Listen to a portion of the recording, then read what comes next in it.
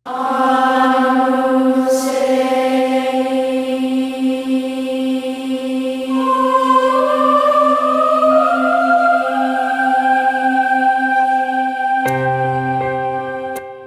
സ്നേഹമുള്ളവരെ ഏവർക്കും നല്ലൊരു പ്രഭാതം വളരെ സ്നേഹത്തോടുകൂടി ആശംസിക്കുകയാണ്.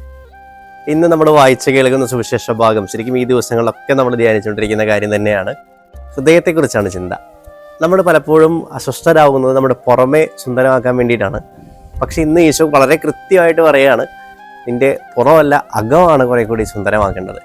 ശരിക്കും ഈ നോമ്പുകാലത്തിലൂടെ നമ്മൾ വായനകൾ ശരിക്കും ശ്രദ്ധിച്ചു കഴിഞ്ഞാൽ എല്ലാം ഈ ഒരു സൂചനയിലേക്ക് തന്നെയാണ് നമ്മൾ നയിച്ചുകൊണ്ടിരിക്കുന്നത്. നമ്മളിത് വായിച്ച് അവസാനിപ്പിക്കുന്നു എന്നല്ല, നമുക്ക് കുറച്ചുകൂടി ആഴത്തിലൊന്ന് ചിന്തിക്കാൻ പറ്റിയൊരു ദിവസമാണ് ഇന്ന്.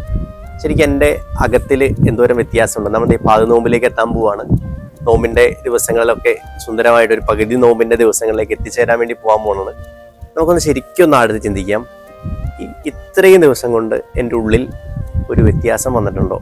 ഞാനെന്ന് പറയുന്ന വ്യക്തിയുടെ ഉള്ളിൻ്റെ ഉള്ളിൽ, പുറമേ അല്ല. ഇപ്പം നമ്മളോട് ചോദിക്കുകയാണ് നീ ആരാണ് എന്ന ചോദ്യത്തിന് ശരിക്കും നമ്മളോട് ചോദിച്ചാൽ എന്താണ് ചെയ്യുന്നത്? നമ്മൾ ആദ്യം നമ്മുടെ പേര് പറയും.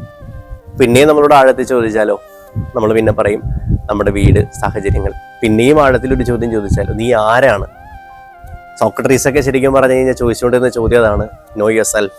നീ നിന്നെ തന്നെ അറിയുക എന്നുള്ളതാണ്. നീ ആരാണെന്ന ചോദ്യത്തിന് ചോദിച്ചുകൊണ്ട് സമൂഹത്തെ കൊണ്ട് ചിന്തിപ്പിക്കാൻ പ്രേരിപ്പിച്ച ഒരു വ്യക്തിയൊക്കെ സോക്രട്ടീസ്. ശരിക്കും ഈശോ നിന്നോട് ചോദിക്കുന്ന ഒരു ചോദ്യം ഇതാണ്, നീ ആരാ ശരിക്കും? നിന്റെ പേരല്ല, നിന്റെ വീടല്ല, നിന്റെ സ്ഥാനമാനങ്ങളല്ല, ഇതൊക്കെ മാറ്റി ഒരു ഉള്ളിയുടെ തുള്ളി ഇങ്ങനെ പൊളിച്ച് അകത്തേക്ക് ചെല്ലണത് പോലെ നിന്റെ ഉള്ളിൻ്റെ ഉള്ളിലേക്ക് നീ ചെല്ലുക. അവിടെ ശരിക്കും ഒരു അകക്കാമ്പിനെ നിന്നെ കണ്ടെത്താൻ കഴിയും. അതാണ് നീ, നിനക്ക് മാത്രം അറിയുന്നൊരു നീ.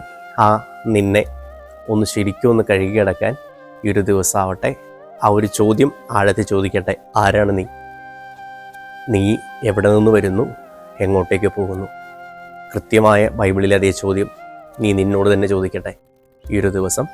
ആ നിന്നെ കണ്ടെത്താൻ, നിന്റെ ജീവിതത്തെ ഒന്ന് കുറെ കൂടി രൂപാന്തരപ്പെടുത്താൻ ഈ ഒരു ദിവസവും ഈ ദിവസത്തിലെ ധ്യാനങ്ങളും ഇടവരുത്തട്ടെ. ദൈവം നിങ്ങളെല്ലാവരെയും സമൃദ്ധമായിട്ട് അനുഗ്രഹിക്കട്ടെ. ഈശോ മിശിഹായ്ക്ക് സ്തുതിയായിരിക്കട്ടെ.